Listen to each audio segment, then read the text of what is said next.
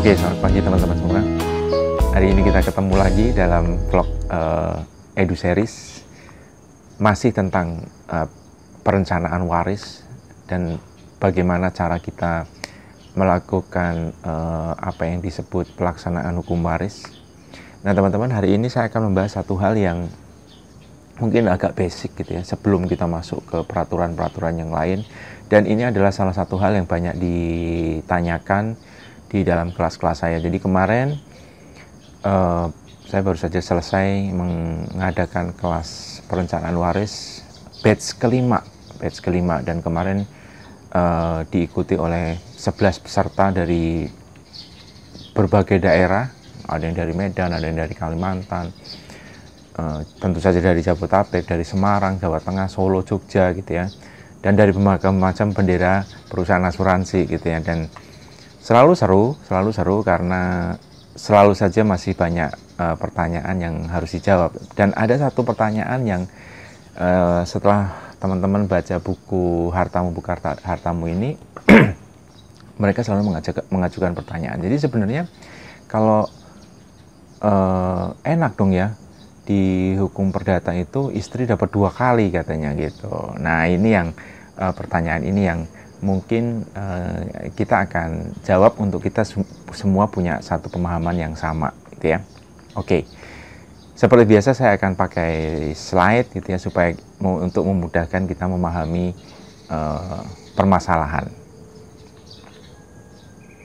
Kalau kita bicara pembagian waris menurut hukum perdata dan kompilasi hukum Islam sebenarnya, karena di dalam pembagian waris menurut hukum Islam di Indonesia ada dikenal dua mazhab gitu ya, 2 kubu gitu ya, di mana ada satu golongan yang pengen menggunakan pembagian secara fikih, di mana itu pure sesuai dengan apa yang diturunkan di dalam Al-Quran dan hadis.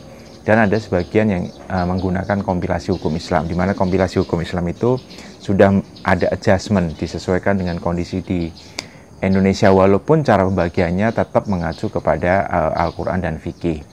Perbedaan antara fikih dan kompilasi hukum Islam terletak pada objek harta waris yang dibagi, di mana di dalam fikih itu tidak dikenal namanya harta bersama. Jadi harta istri, harta suami. Jadi ketika suami yang meninggal, maka yang dibagi adalah harta suami. Ketika istri yang meninggal, maka yang dibagi kepada ahli waris adalah harta istri. Nah, berbeda halnya dengan hukum perdata dan kompilasi hukum Islam yang mengenal adanya namanya harta bersama. Apa sih sebenarnya harta bersama? Jadi kalau kita lihat pengertian harta bersama di dalam Undang-Undang Perkawinan pasal 35 sampai dengan pasal 37, kemudian Kitab Undang-Undang Hukum Perdata pasal 119, jadi setelah terjadi perkawinan terjadi namanya penyatuan harta atau penggabungan atau peleburan harta gitu antara suami dan istri. Jadi ada harta yang dibawa sebelum pernikahan itu menjadi haknya masing-masing, menjadi hak milik masing-masing. Ada harta yang diperoleh setelah pernikahan itu terjadi peleburan gitu. Itu yang disebut dengan harta bersama. Jadi tidak peduli, tidak melihat siapa yang cari dan dari mana asal uangnya. Semua harta yang diperoleh ketika pernikahan diusahakan oleh siapapun namanya harta bersama gitu. Walaupun nanti ada namanya harta perolehan, di mana sifatnya seperti harta bawaan, di mana tanggung jawabnya hanya hak dan tanggung jawabnya hanya menjadi milik si yang bawa gitu ya. Tapi diperoleh setelah menikah, itu harta perolehan. Misalnya contohnya hadiah, sudah menikah kemudian dapat hibah mungkin dari orang tua, atau dapat warisan dari orang tua yang meninggal gitu kan, atau dapat hadiah undian gitu ya, dari mungkin Anda sebagai nasabah prioritas sebuah bank dapat undian mobil gitu kan.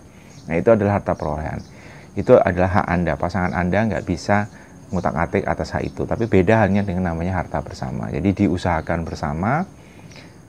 Dan ekstrimnya saya selalu kasih contoh adalah istrinya yang kerja keras sebagai kuda, kemudian suaminya di rumah nonton drama Korea. Itu yang selalu contoh yang selalu saya bawa.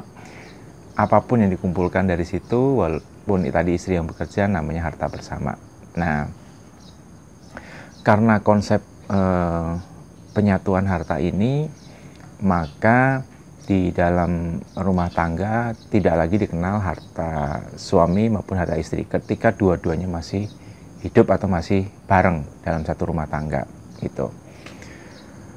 Nah, harta bersama ini nanti akan pecah kembali ke pemiliknya masing-masing ketika terjadi perceraian, terutama ya. Jadi ada beberapa peristiwa nanti yang akan membuat harta bersama ini pecah. Itu ada di dalam pasal 128 KUH Perdata, di mana di dalam pasal itu disebut bahwa harta bersama nanti akan dibagi dua, artinya sama rata kepada pemiliknya tanpa melihat itu dulu asalnya dari mana. Gitu ya. Jadi dibagi rata, bagi dua kepada para pemiliknya. Jadi ada nanti peristiwa selain perceraian juga ada, misalnya pisah harta atau pisah ranjang. Itu begitu terjadi peristiwa pisah harta atau pisah ranjang, itu harta bersama itu langsung gugur. Oke, kita nggak akan bahas soal yang itu. Kita bahas fokus soal ketika terjadi pembagian waris gitu ya. Nah, kalau kita bicara tadi harta bersama dan pembagian waris, yang terjadi adalah syarat terjadinya proses kewarisan adalah pemilik harta sudah meninggal. Jadi salah satu dari suami atau istri itu meninggal, maka pada saat itu akan terjadi satu hal. Jadi ketika seseorang meninggal dunia itu akan memicu terjadinya dua kejadian. Nah, apa saja kejadian itu? Pertama adalah perceraian. Ya jelas, karena yang satu masih hidup, yang satu meninggal, dia bercerai. Namanya cerai mati gitu ya. Kemudian yang kedua, karena yang satu masih hidup, tadi kita bicara harta bersama tadi, dibagi dua kan? Dibagi dua, maka karena terjadi perceraian tadi, satu masih hidup, harta dibagi dua, maka yang hidup akan mendapatkan separuh bagiannya. Gitu. Jadi 50% itu akan kembali kepada yang masih hidup. Sisanya 50% seharusnya milik yang meninggal tadi, misalnya pasangannya, misalnya suaminya yang meninggal duluan. 50% itu adalah haknya si pasangannya, 50%. Tapi karena orang meninggal kan nggak bisa bawa harta, maka harta milik si suami itu akan kehilangan tuannya. Jadi dia menjadi harta tak bertuan. Nah, itu yang kita sering dengar namanya harta tak bertuan, harta tak bertuan. Jadi ketika misalnya suami meninggal dunia, harta bersama itu akan gugur atau pecah gitu ya. Dan sesuai pasal 128 tadi dibagi rata, separuh menjadi milik istri, separuh menjadi milik suami gitu ya. Ini sebenarnya berlaku juga ketika cerai hidup. Tapi nanti ada proses lain yang kita bisa membuat namanya gugatan harta, di mana kalau ada rasa tidak adil itu bisa melakukan gugatan harta. Saya merasa bahwa saya harusnya terima 70% gitu, maka bisa melakukan gugatan lanjutan karena dua-duanya masih hidup. Tapi ketika terjadi kematian, yang terjadi adalah cerai mati, maka 50% jatuh ke istri, 50% ke suami. Nah, masalahnya suami sudah meninggal, maka harta yang milik suami ini akan kehilangan tuannya. Ketika kehilangan tuannya, maka dia menjadi namanya harta tak bertuan. Ketika menjadi harta tak bertuan, dia harus mencari tuan barunya. Nah, itu yang saya selalu bilang, ada proses pencarian menuju pencairan. Karena harta baru ini akan mencari dulu tuan barunya sampai bisa dicairkan. Nah, itu yang terjadi. Jadi begitu misalnya suami meninggal dunia, separuh harta kembali ke istri karena konsepsi harta bersama lagi tadi, separuh adalah dicari tuannya karena tuannya sudah tidak ada. Nah, itu teman-teman. Nah, bagaimana nasibnya dengan yang harta mencari tuannya? Ada prosedur nggak yang harus dijalani? Ada. Jadi tidak otomatis harta tak bertuan tadi otomatis menjadi milik pasangan, menjadi milik anak misalnya. Anak atau pasangan sebagai calon ahli waris yang sah harus membuktikan bahwa mereka memang secara hukum adalah pemilik atau tuan yang sah atas harta yang ditinggalkan oleh si almarhum. Apa yang harus dilakukan? Ya sesederhananya kalau prosedur hukum yang harus dilakukan adalah mengurus surat-surat waris ke RT, RW, kecamatan, kelurahan. Kemudian bagi Anda yang tidak beragama Islam, Anda harus ke notaris untuk mengurus namanya akta waris. Kemudian nanti akan ada namanya proses ke pengadilan minta namanya penetapan waris atau penetapan ahli waris. Nah dari situ nanti Anda bisa terbukti untuk bisa memiliki atau bisa menjadi tuan atas harta baru Anda. Nah ini sebenarnya untuk menjawab banyaknya pertanyaan. Enak dong Pak ya kalau di perdata istri dapat 2 kali atau di kompilasi istri dapat 2 kali ya, kompilasi hukum Islam. Yang terjadi bukan dapat 2 kali, tapi memang pertama istri akan mendapatkan haknya dari bagian harta bersama 50% gitu. Kemudian istri karena dia masih menjadi ahli waris yang sah gitu. Apabila memang dia masih jadi ahli waris yang sah sesuai dengan tadi penetapan pengadilan lah, akta waris dan lain sebagainya, dia adalah ahli waris yang sah, dia adalah calon tuan yang baru, maka dia akan dapat bagian dari harta suaminya. Berapa bagiannya? Nah, kalau di perdata simpel pembagiannya. Dan kita tahu bahwa di perdata ahli waris terbagi dalam 4 golongan, di mana kalau golongan 1 masih ada, golongan 2, 3, 4 dia tidak akan dapat, gitu kan. Siapa golongan 1 adalah istri dan anak gitu, atau istri saja atau anak saja. Jadi sepanjang masih ada istri dan anak atau istri saja atau anak saja, golongan 2, 3, 4 haknya gugur. Nah, cara baginya gimana? Kalau dalam perdata dibagi rata. Gitu. Jadi kalau misalnya istri 1, anak 3, maka harta itu langsung dibagi 4 sama rata gitu. Jadi memang kelihatannya istri dapat 2 kali. Pertama dari bagiannya sendiri dari pemecahan harta bersama tadi 50%, dan dapat lagi dari hak dia sebagai ahli waris suaminya.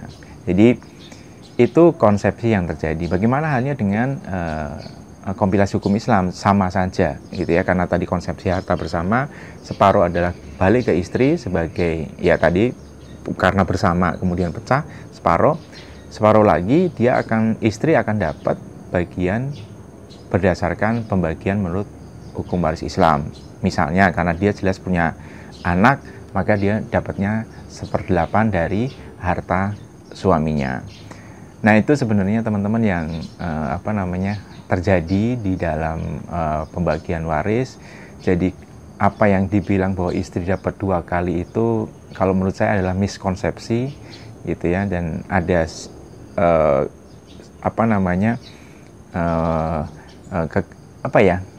miskonsepsi lah ya gitu ya, salah membaca konsep gitu ya. Yang terjadi bukan istri dapat 2 kali, istri tetap dapat 1 kali sebagaimana dengan anak, sebagaimana dengan ahli waris lainnya.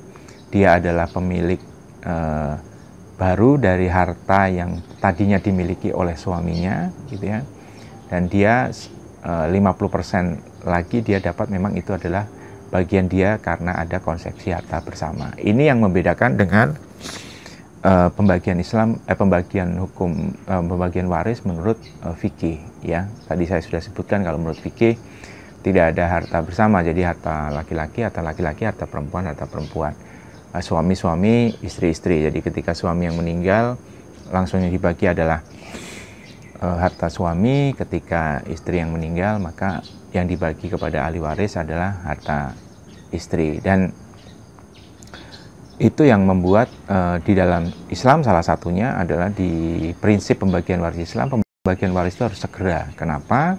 Supaya tidak terjadi kericuhan, tidak terjadi campur-campur tidak jelas. Nah, sebagai contoh misalnya ketika suami meninggal dunia, maka yang harus dibagi adalah harta suami kepada ahli waris suami gitu. Dimana ahli waris suami itu kan ada mungkin ibunya, orang tuanya si suami, ada saudara laki-lakinya mungkin gitu. Kalau misalnya saudara laki-lakinya bisa dapat gitu karena asobah mungkin kan. Kemudian kalau istri yang meninggal kan juga keluarga istri yang mungkin bisa dapat gitu. Nah, bagaimana bayangkan kalau baginya ditunda gitu, yang seharusnya diterima oleh ahli waris suami menjadi ahli waris suami nggak terima karena terjadi penundaan, dan ini harta bercampur dengan harta istri gitu. Ketika istri ini meninggal juga, nah udah kacau balau. Nah itu kenapa di dalam Islam salah satu prinsip pembagian warisnya adalah segera di luar soal syar'i dan harus dinilai atau dibagi secara akurat. Karena pembagian waris itu bukan membagi fisik, dia membagi value. Itu teman-teman. Nah, itu rasanya yang saya bisa share hari ini gitu ya teman-teman, dan saya nanti akan share di video berikutnya sebenarnya apa sih perbedaan Anda membagi waris atau Anda memiliki aset yang nanti harus dibagi menurut hukum waris dengan memiliki polis asuransi jiwa, karena ada perbedaan gitu ya. Nah, salah satu perbedaan yang mencolok nanti teman-teman bisa cek kalau teman-teman punya polis asuransi jiwa. Di dalam hukum waris kita bicara harta yang ditinggalkan oleh pemilik lamanya karena meninggal dunia tadi, harta tak bertuan tadi harus dicarikan tuan baru yang itu adalah para ahli waris. Itu kalau konsepsi hukum waris. Nah, berbeda halnya dengan konsepsi polis asuransi jiwa, di mana manfaat dari polis asuransi jiwa ketika si tertanggung meninggal dunia bukan jatuh ke ahli waris. Nah, itu bedanya. Dia jatuh kepada yang ditunjuk. Nah, siapa orang-orang yang ditunjuk? Itu yang disebut dengan orang-orang yang punya hubungan insurable interest. Jadi berbeda ya, kalau hukum waris itu hubungannya adalah pernikahan dan nasab atau hubungan darah kalau perdata, gitu ya. Nah, kalau di polis asuransi jiwa itu bukan perkawinan dan nasab, tapi hubungan insurable interest. Apa sih hubungan insurable interest? Itu adalah hubungan di mana kalau seseorang meninggal dunia, orang-orang ini akan memiliki dampak fatal secara finansial. Itu insurable interest. Maka dia tidak hanya bisa orang per orang, bisa juga badan, gitu ya, yayasan lah, perusahaan lah, itu bisa insurable interest. Nah, nanti kita akan bahas di video berikutnya kenapa walaupun Anda sekarang punya aset, Anda tetap harus punya namanya polis asuransi jiwa, karena nanti ketika proses pembagian waris ada biaya, ada waktu yang Anda harus keluarkan, yang Anda harus bayar. Dan ketika Anda memerlukan biaya dan waktu itu, kadang-kadang biaya dan waktunya itu tidak kecil, itu bisa juga besar sekali, dan itu harus disiapkan uang tunainya. Nah, uang tunainya itu bisa kita siapin dari sini, dari yang tadi. Kalau Anda sebagai yang ditunjuk, Anda akan terima uangnya, dan itu dipakai untuk dana pembebasan harta. Jadi ada perbedaan yang cukup prinsip antara harta waris dengan polis asuransi jiwa. Mungkin itu saja teman-teman yang saya bisa share pada hari ini gitu ya, dan semoga nanti kita bisa diskusi lagi di kesempatan berikutnya. Kemarin batch 5 sudah selesai, nanti bulan Juni saya akan buka kelas perencanaan waris Islam dan perdata. Ini saya pisah harinya karena itu masing-masing kelas durasinya 3 jam. Itu batch 6 nanti bulan Juni, tanggalnya nanti kita akan informasikan kembali. Kepada siapa nanti Anda bisa kontak kalau Anda berminat untuk ikut mengetahui lebih jauh mengenai konsep-konsep pembagian waris menurut hukum waris Islam dan perdata. Anda nanti bisa kontak di nomor kontak yang ada di dalam deskripsi gitu ya, di BHR Academy. Oke teman-teman, terima kasih sudah mendengarkan Edusaris hari ini gitu ya. Semoga teman-teman dapat pencerahan lagi bahwa ada miskonsepsi yang beredar. Kita sudah tahu bahwa itu ada miskonsepsi soal istri dapat 2 kali gitu ya. Yang terjadi bukan istri dapat 2 kali. Baik teman-teman, terima kasih, sampai ketemu lagi. Apabila teman-teman mendapatkan manfaat dari video ini, jangan lupa klik like, share, dan subscribe. Sukses untuk kita semua.